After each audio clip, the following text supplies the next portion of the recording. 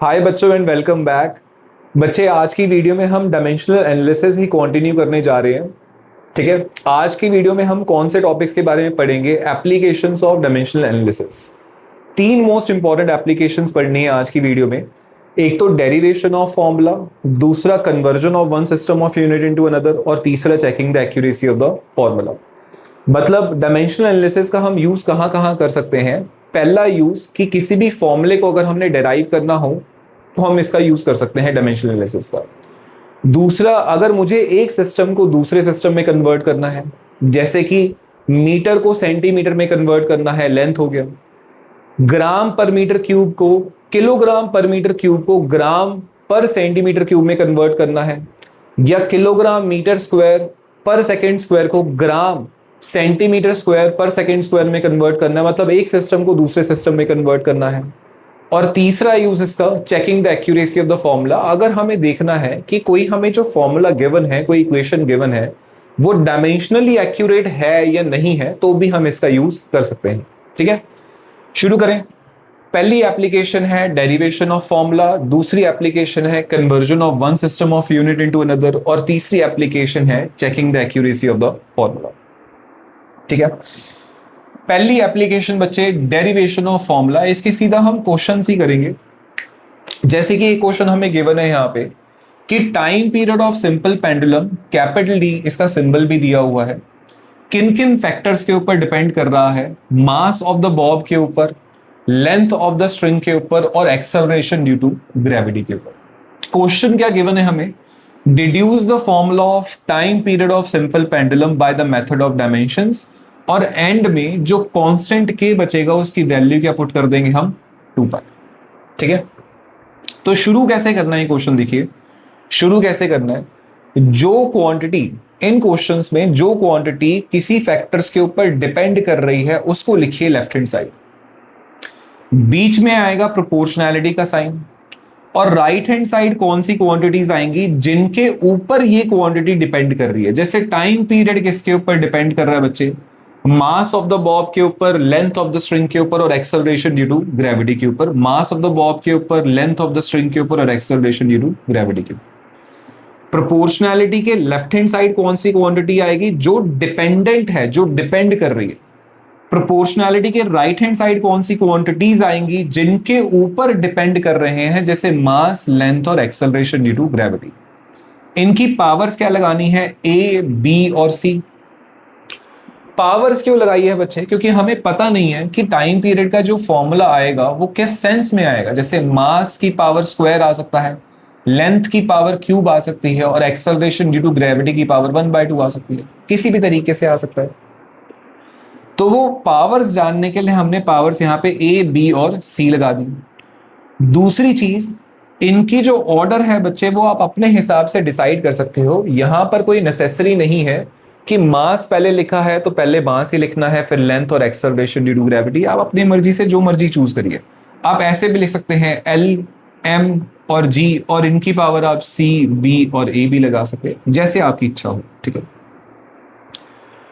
अगर हम प्रोपोर्शनैलिटी का साइन हटाएंगे तो यहां पर बच्चे आता है एक कांस्टेंट की पावर सी। जब आपने बच्चे प्रोपोर्शनैलिटी साइन हटाया, इक्वल टू साइन लगाया और यहां पर कांस्टेंट लगा दिया, उस इक्वेशन को ले लेना आपने फर्स्ट इक्वेशन।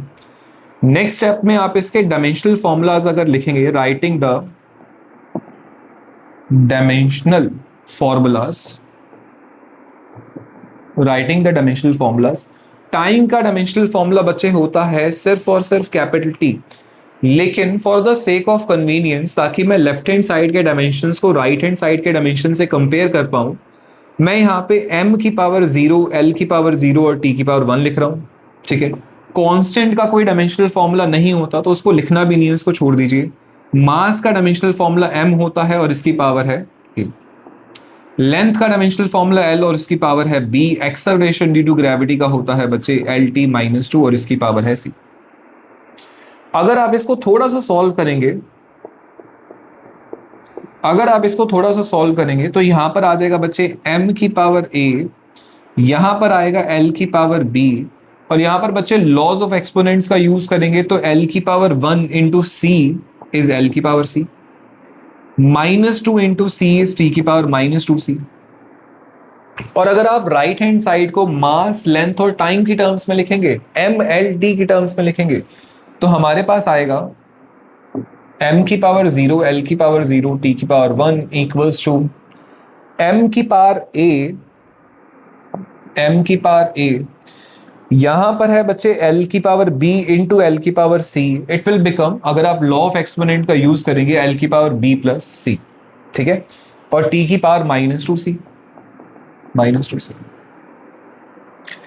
अगर आप लेफ्ट हैंड साइड की पावर्स को राइट हैंड साइड की पावर से कंपेयर करेंगे, बिकॉज बीच में इक्वल टू का साइन है, तो left hand side right hand side के कब इक्वल होगा? जब पावर्स आपस में इक्वल होंगी। तो कंपेयरिंग द पावर्स, ये आएगा a will be equals to 0, l की पावर है b प्लस c, l की पावर है 0, तो b plus c equals to 0, time की पावर है -2c, और बच्चे लेफ्ट हैंड साइड टाइम की पावर है 1, तो यहां से c की वैल्यू आ जाएगी -1/2। यहां पर पुट करेंगे c की वैल्यू,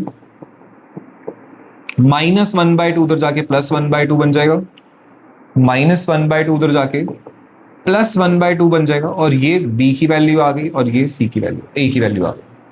a b c तीनों की वैल्यूज अगर हमारे पास आ चुकी हैं, तो इसको फर्स्ट इक्वेशन में पुट कर देना है। Put in first equation.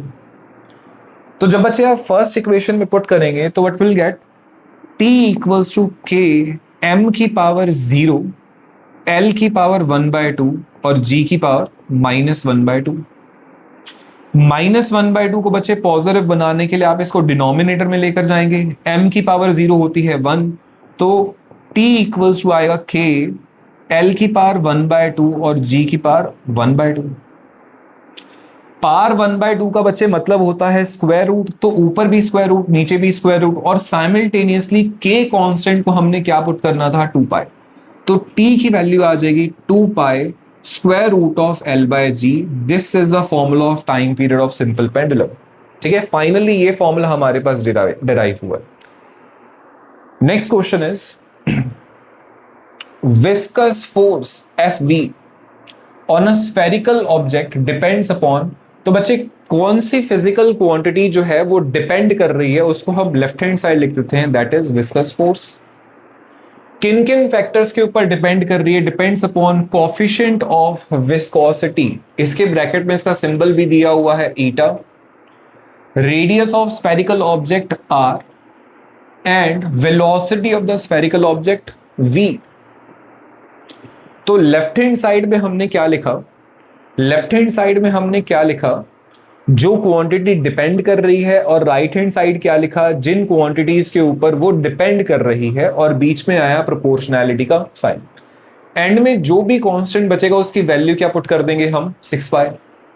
Proportionality का साइन हटाएंगे तो बच्चे यहां पर आएगा एक कांस्टेंट k, ईटा r v, और इनकी पावर्स देनी है a b और c। ठीक है, इसको ले ली हमने फर्स्ट इक्वेशन। नेक्स्ट स्टेप में आपने इनके डायमेंशनल फॉर्मूलास पुट करने हैं। तो putting the dimensional formulas. Force का डायमेंशनल फॉर्मूला, किसी भी तरीके की फोर्स हो बच्चे, उसका डायमेंशनल फॉर्मूला होता है mlt-2। कांस्टेंट का डायमेंशनल फॉर्मूला नहीं लिखना, कोफिशिएंट ऑफ विस्कोसिटी का होता है बच्चे ml-1 t-1। पिछली वीडियो में हमने बात करी थी। रेडियस एक टाइप ऑफ लेंथ है, लेंथ ही है, तो l की पावर है b, और वेलोसिटी का डायमेंशनल फॉर्मूला होता है बच्चे lt-1 की पावर c। इनको थोड़ा सा सॉल्व करते हैं। ये आ जाएगा mlt-2 इक्वल्स टू m की पावर यहाँ पे 1 इंटू a, m की power a, -1 into a, minus a, और -1 into a again minus a। l की power 1 into b is l की पावर b, एंड यहां पर बच्चे आएगा l की power 1 into c is l की पावर c, और t की power -c। Laws of exponent, simple laws of exponents हम यूज कर रहे हैं और कुछ नहीं। इनको बच्चे फर्दर हम सॉल्व करके अगर mlt की टर्म्स में लिखेंगे तो will get mlt-2 equals to, सबसे पहले मास की पावर लिखनी है बच्चे, और मास यहां पर सिर्फ सिंगल टर्म में यहां पर ही आ रहा है m की पावर a,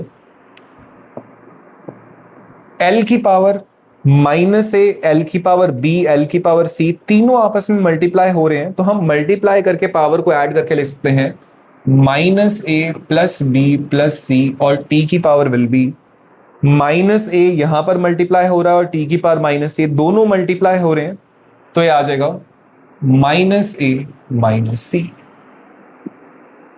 ठीक है, पार्स को कंपेयर करेंगे, comparing a will be equals to mass की पावर ए, और यहां पर भी बच्चे मास की पावर 1, तो ए की वैल्यू आ गई हमारे पास 1। लेंथ की पावर माइनस ए प्लस बी प्लस सी, और यहां पर बच्चे लेंथ की पावर है 1, तो it will be equal to 1। Time की power minus a minus c, और यहां पर टाइम की पावर है बच्चे -2, तो विल गेट दिस।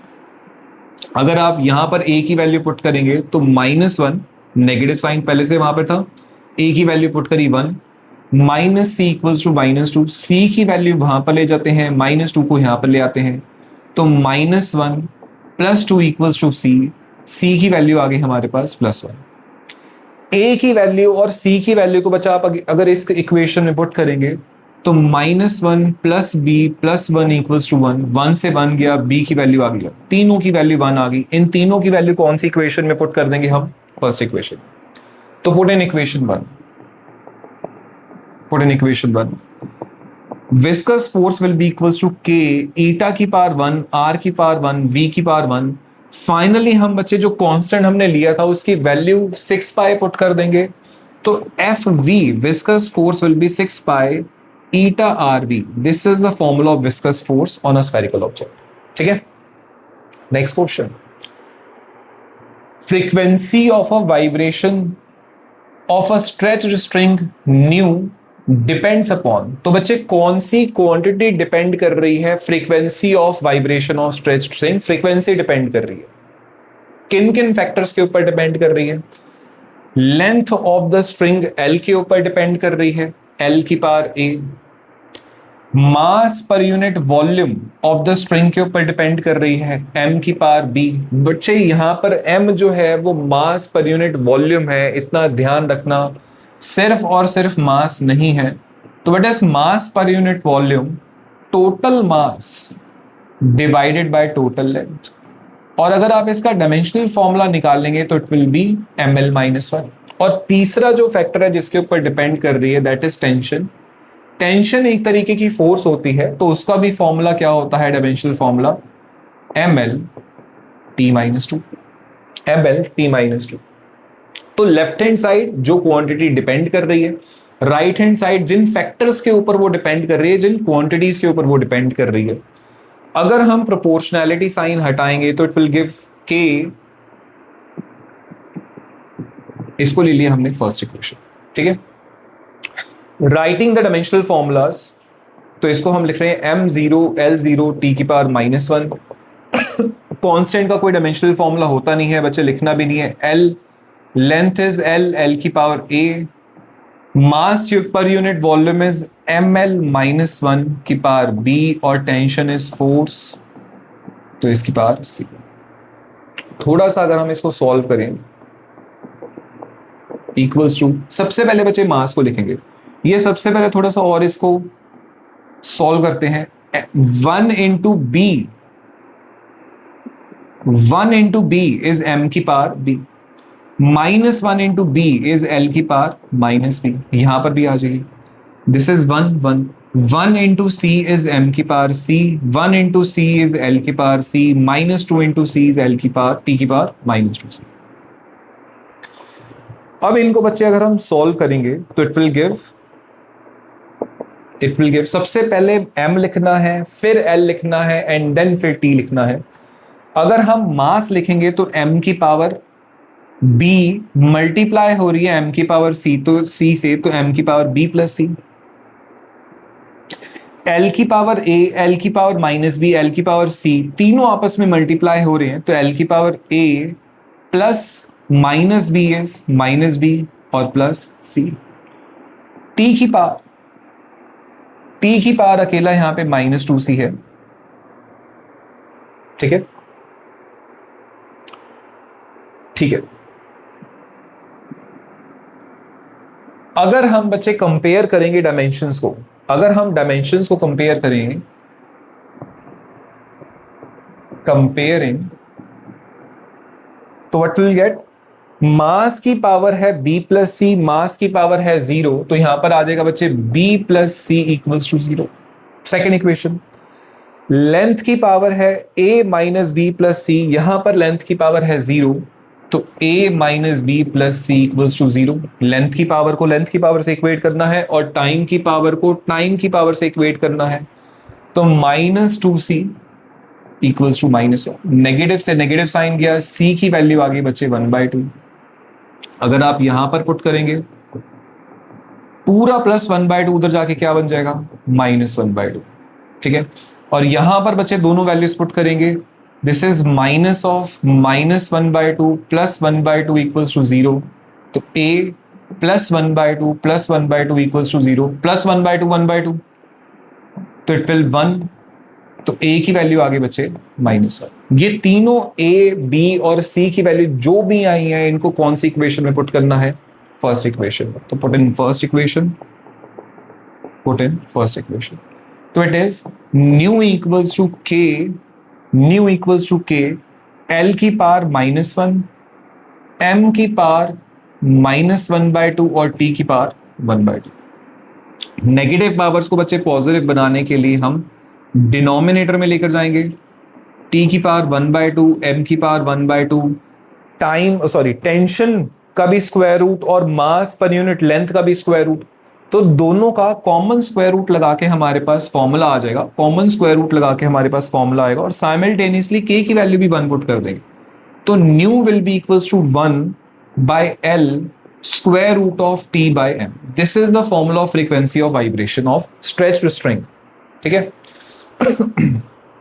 नेक्स्ट है बच्चा conversion of one system of unit into another. इसमें दो चीजें बच्चे याद रखनी है, जब भी आप एक सिस्टम ऑफ यूनिट को दूसरे सिस्टम ऑफ यूनिट पे कन्वर्ट करेंगे तो दो चीजें सेम रहेंगी। कौन कौन सी दो चीजें सेम रहेंगी, एक तो उसका मैग्नीट्यूड।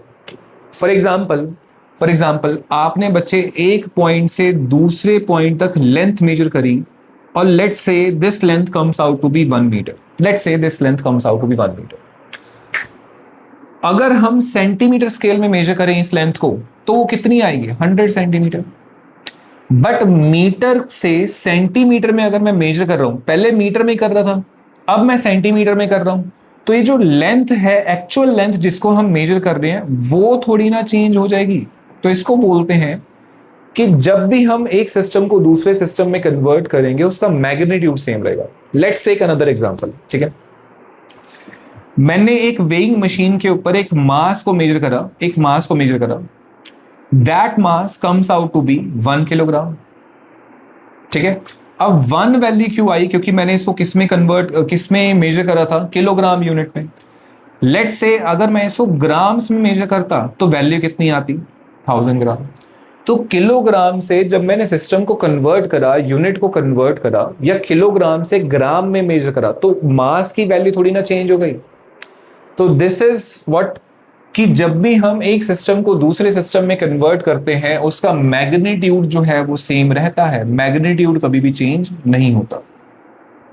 ठीक है, दूसरी चीज, जब भी हम एक सिस्टम को दूसरे सिस्टम में कन्वर्ट करेंगे उनकी जो डायमेंशंस है, उनकी जो पावर्स है, एक्सपोनेंट्स है यूनिट्स की, वो कभी भी चेंज नहीं होंगी। फॉर एग्जांपल यूनिट्स की powers, 1 metre equals to 100 centimetre, ये हम सबको पता है। लेकिन अगर बच्चे मैं यहां पर मीटर की पावर देखूं तो वो 1 है, सेंटीमीटर की भी पावर 1। हम ऐसा थोड़ी ना लिख सकते हैं कि sir 1 metre square equals to 100 centimetre, ये तो गलत हो गया। यहां पर मीटर की पावर 2, यहां पर सेंटीमीटर की पावर 1 है, ये गलत हो जाएगा। क्यों? बिकॉज ये जो मीटर स्क्वायर है वो आपका एरिया है और ये जो सेंटीमीटर है वो आपकी लेंथ है। तो मैं एरिया को कभी भी लेंथ में कन्वर्ट नहीं कर सकता। ठीक है, एरिया हमेशा एरिया में कन्वर्ट होगा, लेंथ हमेशा लेंथ में कन्वर्ट होगी, मास हमेशा मास में कन्वर्ट होगा। तो जब भी आप एक सिस्टम को दूसरे सिस्टम में कन्वर्ट करेंगे उनके डायमेंशंस या यूनिट्स की पावर्स जो हैं वो हमेशा सेम रहेंगी, यूनिट्स की पावर्स। तो सबसे पहले बच्चे देखो, मैंने बोला मैग्नीट्यूड सेम रहता है, ठीक है, अब मैग्नीट्यूड कैसे सेम रहेगा, जैसे मैंने बोला 1 मीटर इक्वल्स टू 100 सेंटीमीटर लिखने से वो एक्चुअल लेंथ जो है वो चेंज नहीं होती। तो इसको हम ले लेते हैं पहली न्यूमेरिकल वैल्यू, और दिस इज जो हमें पहली यूनिट गिवन है जिसको कन्वर्ट करना है, ये दूसरी न्यूमेरिकल वैल्यू और ये दूसरी यूनिट जिसमें कन्वर्ट करना है। ठीक है, जिसको कन्वर्ट करना है, जिसमें कन्वर्ट करना है।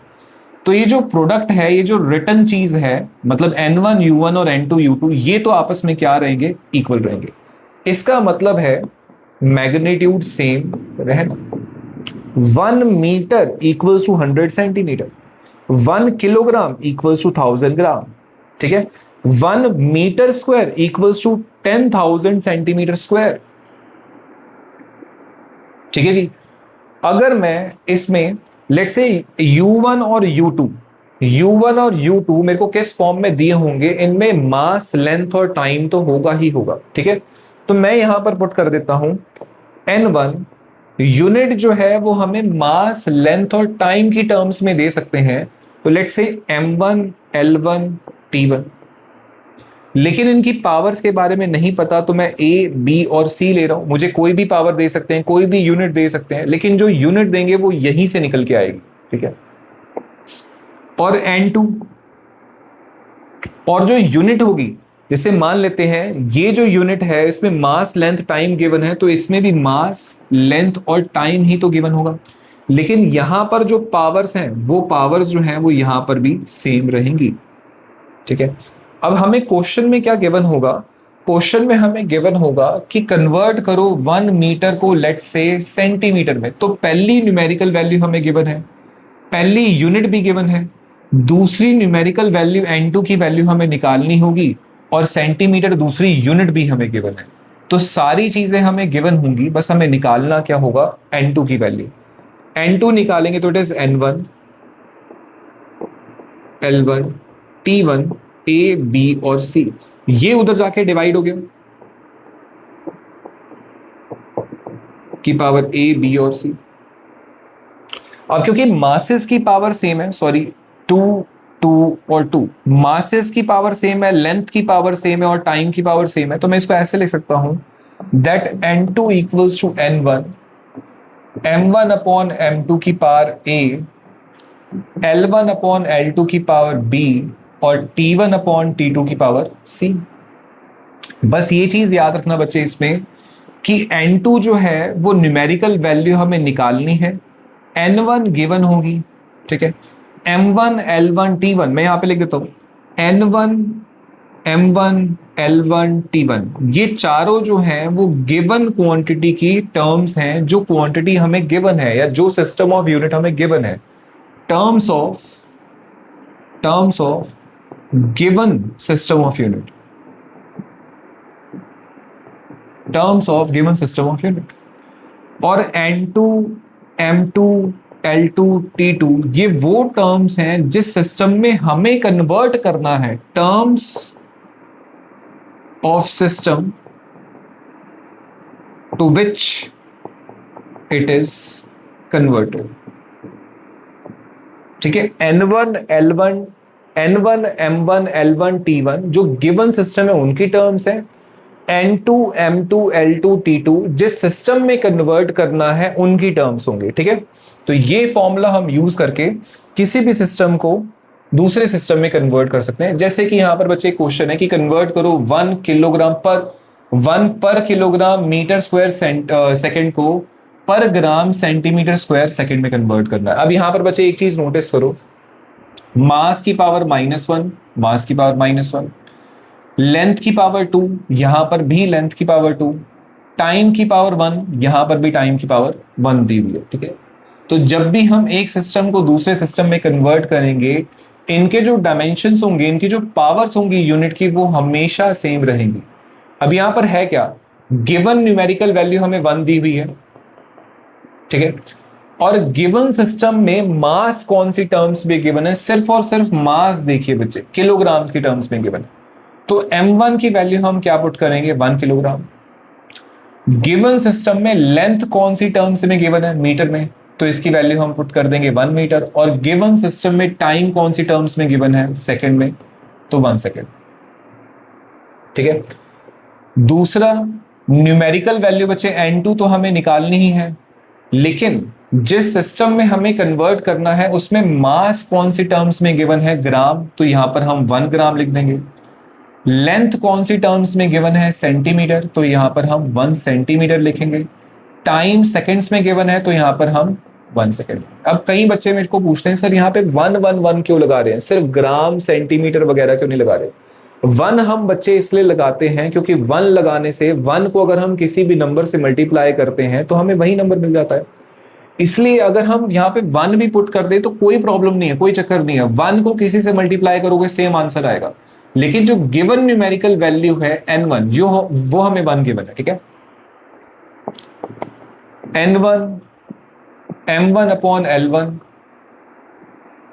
m1 अपॉन m2 की power a, l1 upon l2 की पावर b और t1 अपॉन t2 की पावर c।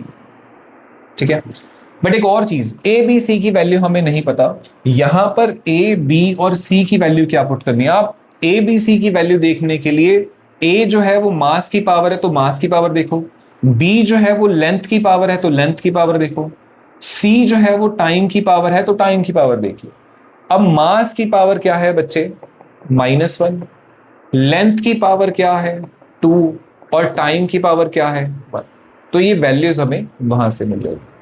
ए मास की पावर है तो मास की पावर देखिए, बी लेंथ की पावर है तो लेंथ की पावर देखिए, सी टाइम की पावर है तो टाइम की पावर देखिए। ठीक है,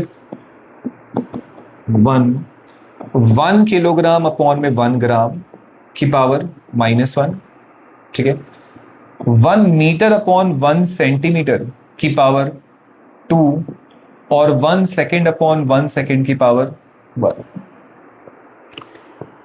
अब नेक्स्ट स्टेप क्या होगा, किलोग्राम को बच्चे ग्राम में कन्वर्ट कर दो या ग्राम को किलोग्राम में, तो it will be much easier for me to convert kilogram into gram. तो ये हो जाएगा 10 की पावर 3 ग्राम अपॉन में 1 ग्राम की पावर -1। मीटर को सेंटीमीटर में कन्वर्ट करेंगे तो 10 की power 2 centimetre divided by 1 centimetre की पावर 2। 1 सेकेंड से तो 1 सेकेंड बच्चा पहले ही कट गया, तो इसको हम नहीं लिखते। ठीक है, इसको हम नहीं लिखते। 1 सेकेंड से 1 सेकेंड कट गया, 1 की पावर 1 इज 1, खत्म। ग्राम से ग्राम कट गया, सेंटीमीटर से सेंटीमीटर कट गया, तो what is n2, it is 10 की पावर 3 की पावर -1, 10 की पावर 2 का square, n2 will be equals to 10 की पावर, लॉज ऑफ एक्सपोनेंट लगाओगे तो बच्चे -3 इंटू 10 की पावर 4, तो n2 विल बी 10 की पावर 1। तो 1 पर kilogram metre square second will be equals to 10 पर ग्राम सेंटीमीटर स्क्वायर सेकेंड। ये हमारे पास कन्वर्जन आ चुकी है। ठीक है, next question, convert 1 kilogram metre square per second cube equals to gram per centimetre square per second cube. तो यहां पर पहले गिवन चीजें लिख लेते हैं। गिवन न्यूमेरिकल बच्चे, गिवन न्यूमेरिकल वैल्यू हमें क्या गिवन है, देखिए n1 की वैल्यू है 1। जो गिवन सिस्टम है हमारे पास, जो गिवन सिस्टम है उसमें मास की क्या वैल्यू गिवन है, किलोग्राम। मास की क्या यूनिट गिवन है, किलोग्राम। तो यहां पर हम m1 को पुट कर देंगे 1 किलोग्राम। लेंथ की यूनिट गिवन है मीटर, तो L1 को पुट कर देंगे 1 मीटर। टाइम की यूनिट गिवन है सेकेंड, तो यहां पर हम T1 पुट कर देंगे 1 सेकेंड। n2 तो बच्चे हमें निकालना ही है, कोई दिक्कत नहीं है, निकाल लेंगे। लेकिन जिस सिस्टम में कन्वर्ट करना है उसमें मास कौन सी यूनिट में गिवन है, ग्राम में। लेंथ कौन सी सिस्टम में गिवन है, कौन सी यूनिट में गिवन है, सेंटीमीटर में, तो 1 सेंटीमीटर लिख दिया। टाइम कौन सी यूनिट में गिवन है, सेकेंड, तो T2 की वैल्यू आ गई 1 सेकेंड। ठीक है, नेक्स्ट इसको सॉल्व करने के लिए बच्चा कौन सा फॉर्मूला लगाएंगे, n1 m1 अपॉन m2 की power a, L1 upon L2 की power b and T1 upon T2 की पावर c। ठीक है, a जो है वो मास की पावर है, a की वैल्यू के लिए मास की पावर क्या है 1। b जो है वो लेंथ की पावर है, b की वैल्यू के लिए लेंथ की पावर क्या है 2। और c जो है वो टाइम की पावर है, टाइम की पावर है हमारे पास -3। ठीक है, टाइम की पावर है -2। कोई फर्क नहीं पड़ता कि आप चाहे ए बी सी की वैल्यू यहां से लीजिए यहां से लीजिए, वो चीज कि जब भी हम एक सिस्टम को दूसरे सिस्टम में कन्वर्ट करते हैं उनकी पावर्स, यूनिट्स की पावर्स जो है वो सेम रहती है। ठीक है, चलिए 1 किलोग्राम अपॉन में 1 ग्राम की पावर 1, 1 मीटर अपॉन 1 सेंटीमीटर की पावर 2 और 1 सेकेंड अपॉन 1 सेकेंड की पावर -3। सॉल्व करें, ये आ जाएगा बच्चे, किलोग्राम को ग्राम में कन्वर्ट करेंगे तो 10 की पावर 3 ग्राम अपॉन में 1 ग्राम की पावर 1, मीटर को सेंटीमीटर में करेंगे तो 10 की पावर 2 सेंटीमीटर अपॉन 1 सेंटीमीटर की पावर 2। ये तो बच्चे यहीं पर कट गया, तो 1 की पावर -3 स्टिल 1 आएगा, उसको लिखने की जरूरत नहीं है। बट कौन कौन सी टर्म्स जो है वो कट रही हैं, ग्राम से ग्राम गया, सेंटीमीटर से सेंटीमीटर गया, तो व्हाट विल रिमेन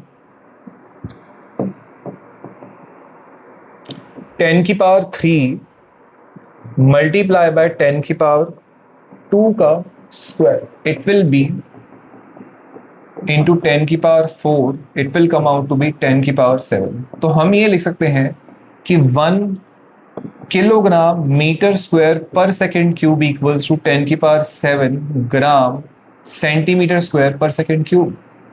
ठीक है, ये हमारी कन्वर्जन है। Next, convert 1 Newton into time. अच्छा, अब यहां पर बच्चे देखो, हमें पता है कि न्यूटन जो है वो एसआई यूनिट ऑफ फोर्स है और डाइन जो है वो सीजीएस यूनिट ऑफ फोर्स है। तो इतना तो हमें पता है कि हमें कहां से कहां जाना है, एसआई सिस्टम से एसआई सिस्टम से सीजीएस सिस्टम में जाना है। और गिवन न्यूमेरिकल वैल्यू क्या है हमारे पास 1। चलो, गिवन न्यूमेरिकल वैल्यू क्या है 1। गिवन सिस्टम मतलब एसआई सिस्टम हमें गिवन है, एसआई सिस्टम में हम मास कौन सी टर्म्स में लिखते हैं, किलोग्राम, लेंथ कौन सी टर्म में लिखते हैं, मीटर, और टाइम कौन सी टर्म में लिखते हैं, सेकंड। जिस सिस्टम में हमें कन्वर्ट करना है वो है सीजीएस सिस्टम। सीजीएस सिस्टम में मास हम लिखते हैं ग्राम, तो 1 ग्राम लिख देंगे, लेंथ हम लिखते हैं सेंटीमीटर, तो 1 सेंटीमीटर लिख देंगे, टाइम हम लिखते हैं सेकंड, तो 1 सेकंड लिख देंगे। ठीक है, लेकिन अब यहां पर बच्चे ए बी सी की वैल्यू कैसे देखें, क्योंकि ना यहां पर किलोग्राम, मीटर स्क्वायर, सेंटीमीटर की पावर -3 गिवन है, तो हम क्या करेंगे, इतना पता है हमें कि न्यूटन जो है वो बच्चे फोर्स की यूनिट है। ठीक है, अब हम क्या करेंगे, फोर्स का डायमेंशनल फॉर्मूला क्या होता है, mLT-2। तो जो ए बी सी की वैल्यू है वो हम उठाएंगे यहां से। ठीक है, ए बी सी की वैल्यू है वो हम उठाएंगे यहां से। ए की वैल्यू हम पुट करेंगे, मास की पावर है 1, लेंथ की पावर भी है 1 और टाइम की पावर है -2। ठीक है, चलो ये फॉर्मूला 2 की power a, L1 upon L2 की पावर b और T1 अपॉन T2 की power c। Given numerical value है बच्चे हमारे पास 1, m1 की वैल्यू हमें पुट करनी है 1 किलोग्राम, m2 की वैल्यू पुट करनी है 1 ग्राम की पावर 1, 1 मीटर अपॉन 1 सेंटीमीटर की पावर 1 और 1 सेकेंड अपॉन 1 सेकेंड की पावर -2। चलो, हम ये कह सकते हैं कि 1 सेकेंड से 1 सेकेंड तो बच्चे यहीं पर ही कट गया, तो 1 की पावर -2 इज स्टिल 1, तो हम इसको नेक्स्ट स्टेप में लिखेंगे ही नहीं।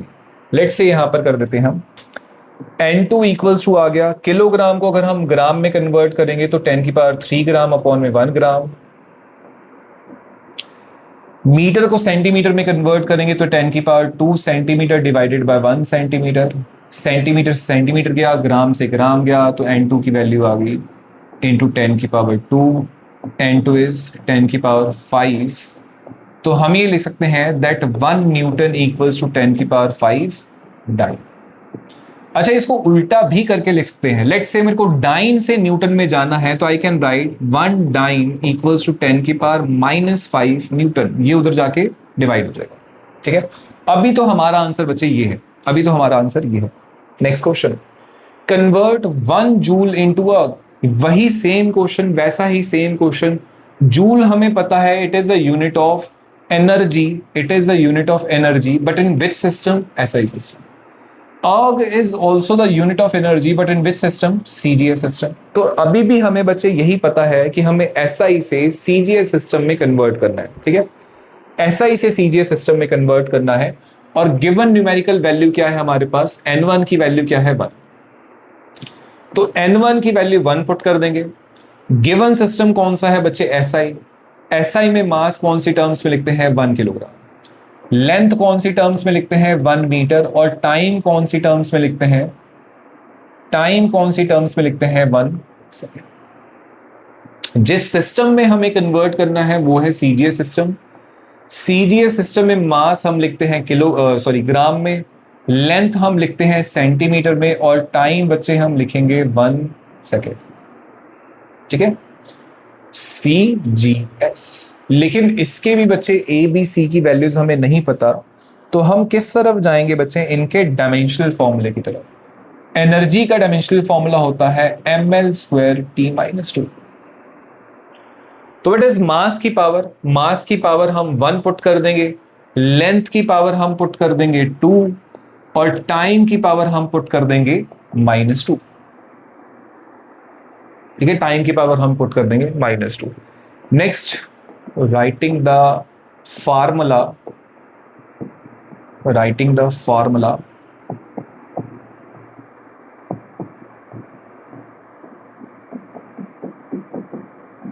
Power C। Given numerical value 1, M1 की वैल्यू 1 किलोग्राम अपॉन में 1 ग्राम की पावर 1 पुट कर देंगे, 1 मीटर अपॉन 1 सेंटीमीटर की पावर 2 पुट कर देंगे, और 1 सेकेंड अपॉन 1 सेकेंड की पावर -2। अब बच्चे 1 सेकेंड से 1 सेकेंड तो गया, 1 की पावर -2 क्या होगी? 1। तो N2 इक्वल्स टू, इसे कन्वर्ट कर देंगे 10 की पावर 3 ग्राम अपॉन में 1 ग्राम, 10 की पावर 2 सेंटीमीटर अपॉन में 1 सेंटीमीटर की पावर 2। ये तो 1 बच गया था, इसे हम नहीं लिखेंगे, तो सेंटीमीटर से बचा सेंटीमीटर, क्या? ग्राम से ग्राम गया। तो व्हाट इज N2 की वैल्यू? इस 10 की पावर 3 इंटू में 10 की पावर 2 का स्क्वायर। तो N2 आ जाएगा बच्चे 10 की पावर 3 इंटू 10 की पावर 4, मतलब 10 की पावर 7। मतलब हम लिख सकते हैं बच्चे 1 जूल इक्वल्स टू 10 की पावर 7, और दिस इज द कन्वर्जन, ठीक है बच्चा? नेक्स्ट, एक और क्वेश्चन है, find the value of 100 joule. Find the value of 100 joule. तो यहां पर बच्चे गिवन न्यूमेरिकल वैल्यू अब देखो कितनी है? N1 की वैल्यू इस बार क्या पुट करेंगे? 100। और गिवन सिस्टम कौन सा है? एनर्जी, ठीक है? On a system which has 20 centimetre length और 250 ग्राम 250 ग्राम मास और हाफ मिनट का मतलब है 30 सेकेंड्स एज टाइम। मतलब हमें 100 जूल को उस सिस्टम में कन्वर्ट करना है जिसकी मास की वैल्यू 250 ग्राम है, लेंथ की वैल्यू 20 सेंटीमीटर है, और टाइम की वैल्यू है 30 सेकेंड्स। तो पहले गिवन चीजें लिख लेते हैं। गिवन न्यूमेरिकल वैल्यू हमें गिवन है 100। अब हमें बच्चे पता है कि जो जूल है वो SI सिस्टम है, तो SI सिस्टम में मास कौन सी टर्म्स में लिखते हैं हम? 1 किलोग्राम। लेंथ कौन सी टर्म्स में लिखते हैं हम? 1 मीटर। और टाइम कौन सी टर्म्स में लिखते हैं हम? 1 सेकेंड। जिसमें कन्वर्ट करना है वो वैल्यू तो बच्चे हम निकाल लेंगे, लेकिन जिस नए सिस्टम में कन्वर्ट करना है उसमें मास हमें ऑलरेडी दिया हुआ है, तो इस बार हम 1 ग्राम नहीं बल्कि क्या पुट करेंगे? 250 ग्राम। लेंथ की वैल्यू भी गिवन है 20 सेंटीमीटर, और टाइम की वैल्यू भी गिवन है हाफ मिनट या फिर 30 seconds. Let's put the values. और ABC की वैल्यू नहीं पता, बट हमें यह पता है कि joule is the unit of energy, और एनर्जी का डायमेंशनल फॉर्मूला क्या होता है? ml²T-2। तो यहां से ABC की वैल्यू निकालिए। मास की पावर A हम पुट कर देंगे 1, लेंथ की पावर B हम पुट कर देंगे 2, और टाइम की पावर C हम पुट कर देंगे -2। Writing the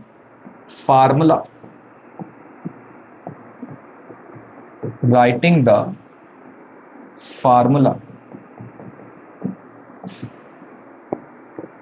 given numerical value बच्चे हमें दी हुई है 100, m1 की power is 1 kilogram, value is 1 kilogram, m2 की वैल्यू इज 250 ग्राम की पावर 1, L1 की वैल्यू इज 1 मीटर, L2 की वैल्यू इज 20 सेंटीमीटर की पावर 2, 1 सेकेंड अपॉन 30 सेकेंड्स की पावर -2। अब अगर हम इन्हें कन्वर्ट करें तो N2 की वैल्यू इज 100, 1000 ग्राम अपॉन में 250 gram, 100 centimetre, 1 metre equals to 100 centimetre, और इसे हम लिख सकते हैं सेकेंड से सेकेंड गया, इसका रेसिप्रोकल करेंगे तो बच्चे हो जाएगा 30/1 का स्क्वायर। ठीक है, रेसिप्रोकल कर दिया। यहां से बच्चे ग्राम से ग्राम गया, सेंटीमीटर से सेंटीमीटर गया, ये 1 पर जाएगा, 4 पर गया, ये 1 पर, दिस इज 5। तो बचा क्या हमारे पास? बचा क्या हमारे पास? इसकी पावर 2 लिखना रहेगा। बचा क्या हमारे पास? N2 equals to 100 into 4, 100 into 4 into 5 का स्क्वायर इज 25 इंटू में 30 का स्क्वायर इज 900, 30 का स्क्वायर इज 900। ठीक है, अब 4 इंटू 25 इज स्टिल 100, तो we can write 9 into 10 raise power 1 2 3 4 5 6। ठीक है, तो ये जिस सिस्टम में हम कन्वर्ट करना चाहते हैं 100 जूल की वैल्यू, उस सिस्टम में हमारे पास कन्वर्ट हो चुकी है। Next question, next topic is बच्चे checking the accuracy of the formula. अब बच्चे चेकिंग द एक्यूरेसी जो है it is based on principle of homogeneity. Very simple principle. क्या कहता है प्रिंसिपल ऑफ होमोजेनिटी? कि अगर मैं लेंथ में लेंथ ऐड करूंगा तो मुझे क्या मिलेगी? एक लेंथ ही मिलेगी। अब इस चीज को काफी बच्चे पहली बार देखते हैं तो सोचते हैं सर हमें लेंथ में लेंथ ऐड करेंगे, L प्लस L जो है वो 2L होना चाहिए था। बट बच्चे एल्जेब्रिकली ऐड नहीं करी है, इट इज एडेड डायमेंशनली। ठीक है, it is added dimensionally. Dimensionally कैसे ऐड करी है? कि अगर मैं 5 मीटर में 2 मीटर ऐड करूंगा तो मुझे क्या मिलेगा? 7 मीटर। कि लेंथ में लेंथ ऐड करी तो मुझे क्या मिलेगा? या अगर मैं लेंथ से लेंथ माइनस करूं तो मुझे क्या मिलना चाहिए? लेंथ। जैसे कि 5 metre minus 2 metre equals to 3 metre. या अगर टाइम में टाइम ऐड करूंगा तो मुझे क्या मिलेगा? टाइम। तो इसका मतलब है according to principle of homogeneity सिर्फ वो वाली टर्म्स या वो वाली क्वांटिटीज ही ऐड या सब्ट्रैक्ट हो सकती हैं जिनका डायमेंशनल फॉर्मूला जो है वो सेम है। सिर्फ वो वाली क्वांटिटीज ही ऐड हो सकती हैं जिनका डायमेंशनल फॉर्मूला इज सेम। लेकिन मल्टीप्लिकेशन डिवीजन आप जिस मर्जी की करो, मल्टीप्लिकेशन डिवीजन आप जिस मर्जी की करो, सिर्फ वो वाली क्वांटिटीज ऐड या सब्ट्रैक्ट हो पाएंगी जिनका डायमेंशनल फॉर्मूला क्या है? सेम है। ठीक है, this is principal of homogeneity. जैसे एक और एग्जांपल ले सकते हैं हम कि अगर मैं एक टर्म ली मैंने x, उसको मैं ऐड कर रहा हूं रूट ऑफ पी क्यू और मुझे मिल रहा है z की पावर 1/3, 1/2। तो इसका मतलब क्या है? इसका मतलब यह है कि आप देखिए कि कौन कौन सी टर्म्स ऐड हो रही हैं, सिर्फ कौन कौन सी टर्म्स ऐड हो रही हैं, सिर्फ कौन कौन सी टर्म्स ऐड होके क्या मिल रहा है। ठीक है, तो मैं यहां पर ये लिखता हूं कि जो टर्म्स ऐड हो रही हैं x और रूट पी क्यू, इनका डायमेंशनल फॉर्मूला सेम होगा और किसके इक्वल होगा? जो हमारे पास आंसर आ रहा है। मतलब डायमेंशनली आई कैन राइट कि dimensional formula of x should be equal to dimensional formula of root pq should be equal to dimensional formula of z की पावर 1/2 या x की पावर 3/5 माइनस p की power 2/5 equals to z into में y की पावर 3/8। तो कौन सी terms subtract हो रही हैं? आप ये देखिए कौन सी टर्म सब्ट्रैक्ट हो रही हैं और हमें आंसर क्या मिल रहा है ये पूरा। तो आई कैन राइट कि डायमेंशनल फॉर्मूला ऑफ x की power 3/5 should be equal to dimensional formula of p की power 2/5 should be equal to dimensional formula of z y की पूरे की पावर 3/8। तो आपने सिर्फ x और p को कंसिडर नहीं करना, पूरी पूरी टर्म्स का डायमेंशनल फॉर्मूला जो है वो सेम रखना है, पूरी पूरी टर्म्स का डायमेंशनल फॉर्मूला। जैसे कि इसको एक एग्जांपल से भी समझ सकते हैं, इसको एक एग्जांपल से भी समझ सकते हैं। आपने 9th क्लास में बहुत इक्वेशंस ऑफ मोशन आपने पढ़ी होंगी। जैसे देखिए, लेट्स से मैं फर्स्ट इक्वेशन ऑफ मोशन की बात करता हूं। अब आप ये देखिए कि इसमें कौन कौन सी टर्म्स ऐड हो रही हैं। जैसे कि u किस में ऐड हो रहा है, at में, और हमें आंसर क्या मिल रहा है अभी। तो इन तीनों का डायमेंशनल फॉर्मूला जो है वो सेम होना चाहिए। निकाल के देखते हैं। u is initial velocity, velocity का डायमेंशनल फॉर्मूला होता है lt minus 1। at, a is acceleration, acceleration का dimensional formula is lt minus 2, और टाइम का बच्चे डायमेंशनल फॉर्मूला होता है t। तो t की पावर माइनस 2 प्लस t की पावर 1 इज t की पावर माइनस 5। तो u और at का डायमेंशनल फॉर्मूला सेम आया है, और किसके इक्वल होगा, और किसके इक्वल होगा, वेलोसिटी के डायमेंशनल फॉर्मूले के।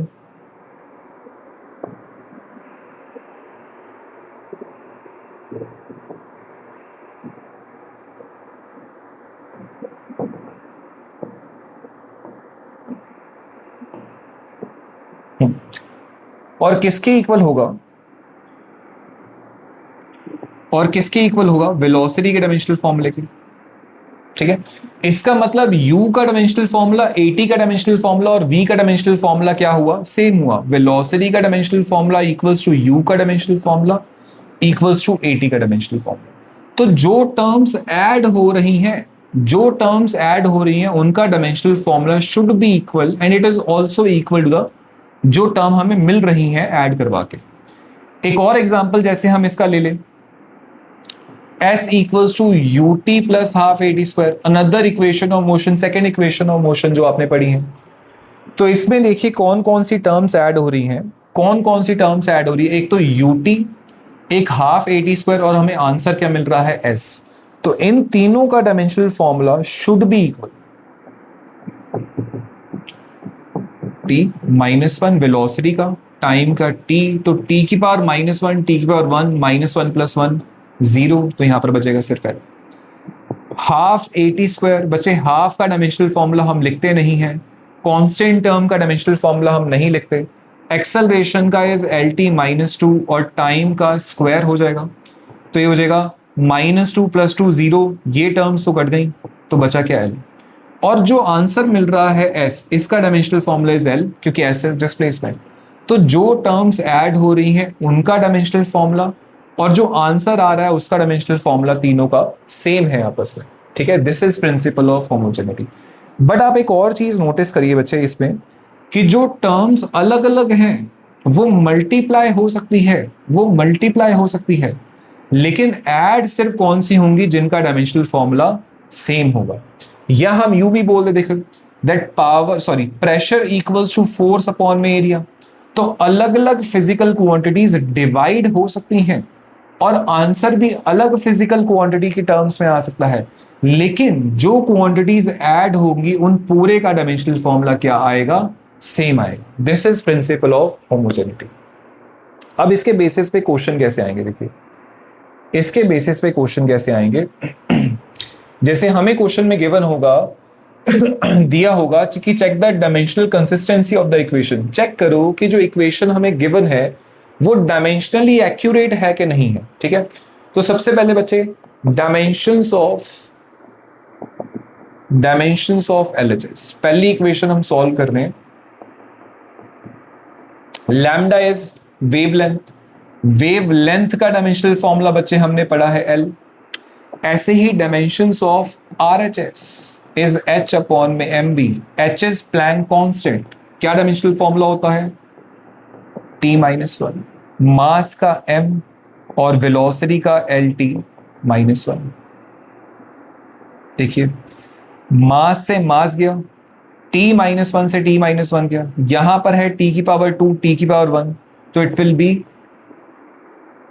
l की पावर 2, l की पावर 1, तो इट विल बी l की पावर 1 ओनली। तो dimensions of LHS equals to dimensions of RHS। Therefore ये फॉर्मूला क्या हुआ, डायमेंशनली एक्यूरेट हुआ। नेक्स्ट है v velocity, g universal gravitational constant, m मास और r है हमारे पास रेडियस। तो डायमेंशंस ऑफ LHS, सबसे पहले dimensions of LHS, it is v velocity का डायमेंशनल फॉर्मूला होता है बच्चे LT minus. Dimensions of RHS is square root of 2gm upon में r। स्क्वायर रूट है तो रूट तो बच्चे हम लगाएंगे, ठीक है, पावर हम 1/2 कर देंगे बाद में। 2 कांस्टेंट टर्म का डायमेंशनल फॉर्मूला हम नहीं लिखते तो हम इसको छोड़ देते हैं। एक्स यूनिवर्सल ग्रेविटेशनल कांस्टेंट का हुआ m-1 L क्यूब T-2, मास का m और डिस्टेंस का L का स्क्वायर रूट था, इसलिए पूरे की पावर हमने लगा दी 1/2। देखिए m की पावर -1, m की पावर 1 मल्टीप्लाई हो रहे हैं, पावर्स ऐड हो जाएंगी, -1 + 1 कट गया, ठीक है। यहां पर क्या बचा बचे, l की पावर 2 3 - 1 और t की पावर -2 और पूरे का क्या हो रहा है, स्क्वायर। तो 2 का हाफ करेंगे तो इट इज 1, -2 का हाफ करेंगे तो इट इज -1। तो dimensions of LHS equals to dimensions of RHS. So this formula is dimensionally accurate. कुछ इस तरीके के क्वेश्चन भी आते हैं बच्चे। These questions, ये जो हम क्वेश्चन करेंगे, these questions are based on principle of homogeneity.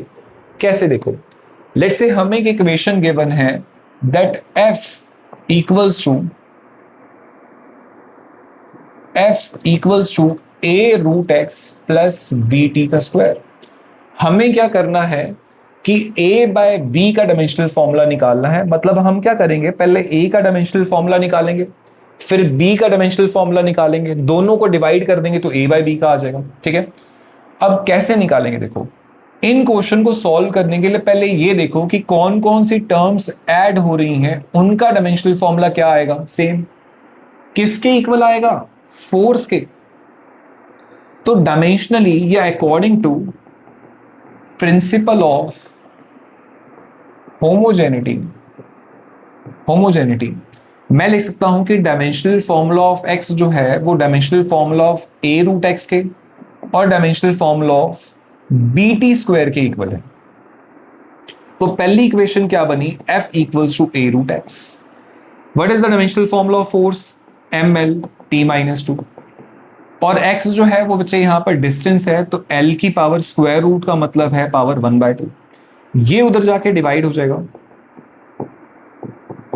T-2 divided by l की पावर 1/2। इसे हम इस तरीके से भी लिख सकते हैं 1/2। तो l की पावर 1 अपॉन में l की पावर 1/2, लॉज ऑफ एक्सपोनेंट लगाएंगे, पावर्स माइनस हो जाएंगी, तो a की वैल्यू आ गई m l की पावर 1/2 t की पावर -2। सेम तरीके से सेकेंड इक्वेशन बच्चे अगर हम देखें तो हम लिख सकते हैं, सेकेंड इक्वेशन अगर हम देखें तो I can write as f equals to bt का स्क्वायर। फोर्स का dimensional formula is ml T-2, time का इज t का स्क्वायर हो जाएगा, टाइम का स्क्वायर, ये उधर जाके डिवाइड होगा तो b की वैल्यू आ जाएगी ml T-2 divided by t का स्क्वायर। लॉज ऑफ एक्सपोनेंट से बच्चे सॉल्व करेंगे तो इट विल बी ml-4। अगर हमें फाइनल आंसर निकालना है तो इन दोनों को बच्चे डिवाइड करना पड़ेगा, तो it will B ml 1/2 t की power -2 divided by ml t की पावर -4। m से m गया, यहां पर बचा t की पावर -2, इसको सॉल्व करेंगे तो 1/2 -1, तो a बाय b का डायमेंशनल फॉर्मूला बच्चे ये ऊपर जाएगा, तो l की पावर -1/2 1/2 -1 हो रहा है, और t की पावर -2 ऊपर जाएगा तो t का square. This is the answer. Next question, same तरीके का question. The distance covered by the particle in time t is given as this. Find the dimensional formula of a b c and d। तो बच्चे x हमें गिवन है a plus bt square, bt plus C T square plus D T cube. तो आप ये देखिए सबसे पहले प्रिंसिपल ऑफ होमोजेनिटी लगाने के लिए कि कौन कौन सी टर्म्स ऐड हो रही हैं, ए सी टी स्क्वायर और डी टी क्यूब, ठीक है, और मिल क्या रहा है हमें, डिस्टेंस एक्स। तो जो टर्म्स ऐड हो रही हैं इन सब का डायमेंशनल फॉर्मूला सेम होगा और किसके इक्वल होगा, एक्स के। तो मैं डायमेंशनली या यूजिंग प्रिंसिपल ऑफ होमोजेनिटी मैं लिख सकता हूं x equals to A equals to B T equals to C T square equals to D T का क्यूब। तो पहली चीज, तो a का डायमेंशनल फॉर्मूला आ गया बच्चे l, बिकॉज x जो है वो यहां पे क्या है, डिस्टेंस। सेकेंड इक्वेशन बनेगी x equals to B T, तो यहां पे x जो है वो डिस्टेंस है, t टाइम है, ये उधर जाकर डिवाइड होगा तो इट इज l। इसको ऊपर लेकर आएंगे तो बच्चे b आ जाएगा एल टी माइनस वन। तीसरी इक्वेशन बनेगी that x equals to C T square, x का डायमेंशनल फॉर्मूला l, t का स्क्वायर उधर जाके डिवाइड होगा तो बच्चे मैं डायरेक्टली लिख सकता हूं L T minus two. Same चौथा x equals to D T cube. But ये सारी चीजें जो लिख रहे हैं बच्चे ध्यान रखना, ये जो सारी चीजें हम लिख रहे हैं ध्यान रखना, ये प्रिंसिपल ऑफ होमोजेनिटी के अकॉर्डिंग लिख रहे हैं कि इनका डायमेंशनल फॉर्मूला क्या आएगा, सेम, टी का क्यूब, टी क्यूब उधर जाके बच्चा डिवाइड होगा तो it will be L T minus three. ये हमारे आंसर है, ठीक है। Next question, the equation of a wave is given as y equals to a sin omega t minus k x, find the dimensional formula of omega by k। Same चीज बच्चा, पहले हम omega का निकालेंगे फिर k का dimensional formula, दोनों को डिवाइड करेंगे। बट अगर आप इस इक्वेशन को देखेंगे, अगर आप इस इक्वेशन को देखेंगे तो साइन के आगे जितनी भी चीज लगी होती है बच्चे, साइन के आगे जितनी भी चीज लगी होती है वो पूरा क्या होता है, साइन का एंगल। तो हम ये लिख सकते हैं, ये हम लिख सकते हैं कि साइन का एंगल जो है theta that will be omega T minus k x. अब इसमें देखो कि कौन कौन सी टर्म्स ऐड या सब्ट्रैक्ट हो रही हैं। ओमेगा टी पूरा का पूरा सब्ट्रैक्ट हो रहा है के एक्स के साथ और मिल क्या रहा है हमें, थीटा। तो इन तीनों का dimensional formula should be equal according to principle of homogeneity. तो according to principle of homogeneity, principle of homogeneity, इन तीनों का डायमेंशनल फॉर्मूला क्या होगा, सेम। तो पहली इक्वेशन बनेगी theta equals to omega T. Dimensionally theta is an angle, बच्चे एंगल का डायमेंशनल फॉर्मूला हमेशा 1 होता है या एंगल इज डायमेंशनलेस। तो हम m0 l0 t0 लिखने की बजाय सीधा 1 लिख देते हैं, it will be much simpler. Time का डायमेंशनल फॉर्मूला इज t, उधर जाएगा तो ओमेगा आ जाएगा t की power minus one. Second, theta equals to k x, x is distance in x direction, l इधर जाके डिवाइड होगा तो इट इज 1 अपॉन में l, k का डायमेंशनल फॉर्मूला आ गया l की पावर माइनस वन। हमें किसका निकालना था, ओमेगा बाय k का। तो omega by k equals to t की power minus one upon l की power minus one, minus one ऊपर जाके प्लस वन बन जाएगा तो एल टी। तो ओमेगा बाय k हमें क्या दे रहा है, एल टी माइनस वन। और बच्चे ध्यान से देखना कि एल टी माइनस वन किसका डायमेंशनल फॉर्मूला होता है, v। दैट मीन्स अगर हम ओमेगा बाय k को डिवाइड करेंगे तो क्या आ रहा है हमारे पास, वेलोसिटी, ठीक है। Next, find the dimensions of a multiply by b in the formula given as p equals to b minus kx square divided by at। p power है, x डिस्टेंस है और t यहां पर है टाइम, डिवाइडेड बाय at। तो बच्चे इसमें इस क्वेश्चन को करने के लिए ना सबसे पहले आप ये देखिए कि यहां पर कौन सी टर्म्स जो हैं वो ऐड या सब्ट्रैक्ट हो रही हैं, ठीक है। सिर्फ हमें दो टर्म्स मिल रही हैं जो ऐड या सब्ट्रैक्ट हो रही हैं, मतलब सब्ट्रैक्ट हो रही हैं, that is b minus x. तो सबसे पहले तो हम बच्चे प्रिंसिपल ऑफ होमोजेनिटी लगाते हैं इसके ऊपर। तो यूजिंग प्रिंसिपल ऑफ होमोजेनिटी हम ये लिख सकते हैं कि b का डायमेंशनल फॉर्मूला और x स्क्वायर का डायमेंशनल फॉर्मूला क्या होगा, सेम। x यहां पे डिस्टेंस है तो b का डायमेंशनल फॉर्मूला हो गया l का स्क्वायर। दूसरी चीज, इस पूरे लेफ्ट हैंड साइड की इक्वेशन जो है वो है पावर, और ये पूरा आंसर क्या आना चाहिए? पावर, क्योंकि पावर को हम पावर से ही तो इक्वेट कर सकते हैं, तो पूरे का आंसर पावर आना चाहिए। ठीक है। दूसरी चीज, अगर हम l के स्क्वायर को, क्योंकि इसका डायमेंशनल फॉर्मूला l स्क्वायर आया है, अगर हम l के स्क्वायर को l के स्क्वायर से माइनस करेंगे तो हमें आंसर में क्या मिलेगा? l का स्क्वायर। तो अब डायमेंशनली मैं अगर सबके डायमेंशनल फॉर्मूले पुट करके a का निकालना चाहते हैं, सबका डायमेंशनल फॉर्मूला पुट करूं तो ध्यान से देखना, पावर का dimensional formula is ml square t minus 3। b का डायमेंशनल फॉर्मूला क्या आया है? l का स्क्वायर। और x स्क्वायर का डायमेंशनल फॉर्मूला भी l का स्क्वायर ही होगा, बिकॉज वो डिस्टेंस है। a का डायमेंशनल फॉर्मूला तो बच्चे हमें निकालना है, और टाइम का क्या होगा? अब इस चीज को, ये जो न्यूमरेटर वाली टर्म है, इसको आपने डायमेंशनली देखना है। ठीक है, इतना ध्यान रखना कि इसको डायमेंशनली देखना है। l के स्क्वायर को माइनस करोगे बच्चे l का स्क्वायर, तो डायमेंशनली क्या आएगा? लेंथ का स्क्वायर। अब काफी बच्चे बेटा यहां पर क्या करते हैं, l का स्क्वायर माइनस l का स्क्वायर दिखा, कट के जीरो कर देंगे। ठीक है, ये नहीं करना, डायमेंशनली सॉल्व कर रहे हैं इसको। a इंटू में t, ये इधर चले जाएगा और ये इधर इंटरचेंज हो जाएंगे, अपॉन में ml square t minus 3 into में t वॉज टाइम।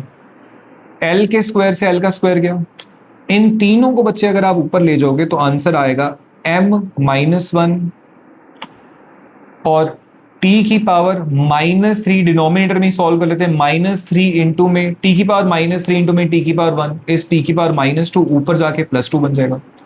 तो a का डायमेंशनल फॉर्मूला इज दिस, लेकिन हमें आंसर में क्या निकालना था? a into B. तो what is a into B का dimensional formula? m minus 1 t का स्क्वायर मल्टीप्लाई बाय l का स्क्वायर, तो answer will be m minus 1 l square t का square. This is the answer. ठीक है, चलो next question. Next है बच्चा limitations of dimensional analysis. First limitation is कि जब भी हम बच्चे कोई डायमेंशनल फॉर्मूला डिराइव कर रहे हैं, कोई इक्वेशन डिराइव कर रहे हैं, कोई फॉर्मूला डिराइव कर रहे हैं, सॉरी, जब भी हम कोई फॉर्मूला डिराइव करेंगे तो उसमें जो फाइनल आंसर हम k की वैल्यू पुट करते थे, जब तक क्वेश्चन में आपको ना दिया हो कि k की वैल्यू क्या पुट करनी है, तब तक आपको पता नहीं चलेगा। तो इसलिए फर्स्ट लिमिटेशन क्या है? This method gives us know information about the dimensionless constant in the formula. ठीक है, फॉर्मूले में क्या डायमेंशनल कांस्टेंट पुट करना है, जब तक आपको क्वेश्चन में ना दिया जाए तब तक आपको उसके बारे में कोई इंफॉर्मेशन नहीं है।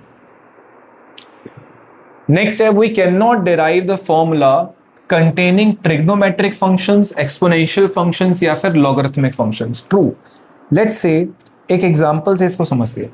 लेट्स से अगर मैं एक फॉर्मूला लिखता हूं बच्चे, h equals to 2s cos theta upon में रो आर जी, तो ये फॉर्मूला पूरा का पूरा मैं डिराइव कर लूंगा, लेकिन cos थीटा वाली टर्म कभी भी डिराइव नहीं हो पाएगी, इस फॉर्मूले में नहीं लेकर आ पाऊंगा, क्योंकि cos थीटा का कोई डायमेंशनल फॉर्मूला नहीं होता। तो जब हम फॉर्मूले को डिराइव कर रहे थे, आप याद करो, जब हम फॉर्मूले को डिराइव कर रहे थे तो यहां पर हम सबके डायमेंशनल फॉर्मूले पुट कर रहे थे। तो अगर यहाँ पे cos थीटा वाली टर्म होगी तो यहां पर उसका डायमेंशनल फॉर्मूला थोड़ी ना पुट कर पाऊंगा, क्योंकि उसका कोई है ही नहीं डायमेंशनल फॉर्मूला। ठीक है, तो जब भी बच्चे हम फॉर्मूला डिराइव करेंगे, जब भी हम फॉर्मूला डिराइव करेंगे तो ये वाली इक्वेशन, अगर मैं इस फॉर्मूले को सॉल्व कर रहा हूं, इस फॉर्मूले को डिराइव कर रहा हूं, तो cos थीटा लेकर आना मेरे लिए इम्पॉसिबल है। या कोई ट्रिग्नोमेट्रिक फंक्शन हो, एक्सपोनेंशियल फंक्शंस हो, लॉगरिथमिक फंक्शंस हो, फॉर्मूले में इन टर्म्स को लेकर आना इम्पॉसिबल है, क्योंकि इन सब का डायमेंशनल फॉर्मूला क्या होता है? m0 l0 t0। Next, the formula which contains more than one term can not be derived, जैसे कि v equals to u plus ab। अब इसमें दो टर्म्स है बच्चे, राइट हैंड साइड u और at दोनों ऐड हो रही हैं। इस फॉर्मूले को हम डायमेंशनली डिराइव नहीं कर सकते, because during derivation of formula हमने देखा था राइट हैंड साइड सारी टर्म्स मल्टीप्लाई हो रही थी, डिवाइड भी नहीं, सिर्फ और सिर्फ मल्टीप्लीकेशन की टर्म में लिख रहे थे। तो ना ही हम राइट हैंड साइड डेरिवेशन में एडिशन की टर्म में लिख सकते हैं, ना ही सब्ट्रैक्शन की टर्म में। तो जो फॉर्मूले में मोर देन वन टर्म्स आ रही है उनको हम डेराइव नहीं कर पाएंगे, उनको हम डेराइव नहीं कर पाएंगे। ठीक है, next, it gives no information about whether a physical quantity scalar और वेक्टर। ट्रू। लेट्स से मैंने एरिया का बच्चे डायमेंशनल फॉर्मूला लिखा एल का स्क्वायर और फोर्स का डायमेंशनल फॉर्मूला लिखा M L T minus two. अब मैं आपको क्वेश्चन पुट करूं कि इन डायमेंशनल फॉर्मूलाज को देख के बताइए कि कौन सी स्केलर क्वांटिटी कौन सी वेक्टर क्वांटिटी है, आप नहीं बता पाओगे। ठीक है, तो डायमेंशनल फॉर्मूला ये नहीं बताता कि कौन सी फिजिकल क्वांटिटी स्केलर है या वेक्टर है। एक last, if a quantity depends upon more than 3 factors having dimensions the formula can not B derive. इसको एक बार करके देखते हैं कि अगर एक क्वांटिटी मोर देन 3 फैक्टर्स के ऊपर डिपेंड करी तो उसका फॉर्मूला हम क्यों नहीं निकाल सकते। Let's say rate of flow depends upon pressure, length, radius and coefficient of viscosity. Let's say, ठीक है, लेट्स से, और इनकी पावर्स जो है वो ए बी सी और डी। वेरिएबल कितने आ गए बच्चे, कितने वेरिएबल्स आ गए इसमें, कितने वेरिएबल से सॉल्व करने के लिए, 4, ए बी सी और डी। अब 4 वेरिएबल्स को सॉल्व करने के लिए कितनी इक्वेशन होनी चाहिए, 4 ही इक्वेशन होनी चाहिए। ठीक है, तो अगर हम इनको डिराइव करना चाहें, कांस्टेंट पुट करेंगे और ईटा की पावर डी। नेक्स्ट स्टेप पे इनका डायमेंशनल फॉर्मूला लिखेंगे तो एल क्यूब टी माइनस 1। इसको हम एक और तरीके से लिख सकते हैं एम की पावर 0। लेट्स से एम की पावर 0 भी लिख देते हैं। प्रेशर का dimensional formula is M L minus 1 T minus 2 की पावर ए। लेंथ का formula is L, dimensional formula. Radius is also length, उसका डायमेंशनल फॉर्मूला भी सी। Coefficient of viscosity is M L minus 1 T minus 1 की power. थोड़ा सा बच्चे इसको सॉल्व करें। रेट ऑफ फ्लो होता है बच्चे पर यूनिट वॉल्यूम कितना, पर यूनिट टाइम कितना वॉल्यूम ऑफ लिक्विड फ्लो कर रहा है। तो पर यूनिट टाइम कितना वॉल्यूम ऑफ लिक्विड फ्लो कर रहा है, दैट इज वॉल्यूम अपॉन में टाइम। अगर हम इनको बच्चे सॉल्व करके मास की पावर ए इंटू में मास की power D is a plus D, length की पावर माइनस ए plus B plus C minus D, और टाइम की power minus 2a and minus D. Multiply करते रहो बस। अगर हम कंपेयर करेंगे तो बच्चे मास की पावर को मास की पावर से इक्वेट करना है, लेंथ की पावर को लेंथ की पावर से इक्वेट करना है, और टाइम की पावर को टाइम की पावर से इक्वेट करना है। ए की वैल्यू निकाली माइनस डी, इसमें पुट कर सकते हैं -1। तो -2 into minus D is plus 2d, minus D equals to -1, डी की वैल्यू आ गई -1। ठीक है, ए की वैल्यू क्या आएगी +1। अगर आप -1 पुट कर देंगे तो यहां पर अगर हम पुट करें -1 plus B plus C minus of -1 equals to 3, तो -1 plus B plus C plus 1 equals to 3। 1 से 1 गया बच्चे, b प्लस सी क्या आ गया। फर्दर हम इसको सॉल्व नहीं कर पाएंगे, फर्दर इसको सॉल्व नहीं कर पाएंगे। तो इसलिए हमने लिखा है कि जो क्वांटिटी, अगर एक क्वांटिटी मोर देन 3 फैक्टर्स के ऊपर डिपेंड करेगी तो उसका फॉर्मूला हम डिराइव नहीं कर पाएंगे। एक लास्ट इसके लिमिटेशन जो मैं बच्चों को जरूर करवाता हूं। बच्चे देखो कि मान लेते हैं कि एक हमने फॉर्मूला लिखा, लेट्स से काइनेटिक एनर्जी का फॉर्मूला लिखा 12 mv²। अब हमें पता है कि ये फॉर्मूला, इक्वेशन तो इसकी करेक्ट है और ये डायमेंशनली भी करेक्ट आएगा। ठीक है, डायमेंशनली भी एक्यूरेट आएगा। लेकिन बच्चे अगर मैं इस फॉर्मूले को लिख दूं 3/16 mv², तो हमें पता है अब ये फॉर्मूला तो इनकरेक्ट है लेकिन ये डायमेंशनली करेक्ट आएगा। अगर आप इसकी एक्यूरेसी चेक करोगे तो डायमेंशनली एक्यूरेट आएगा।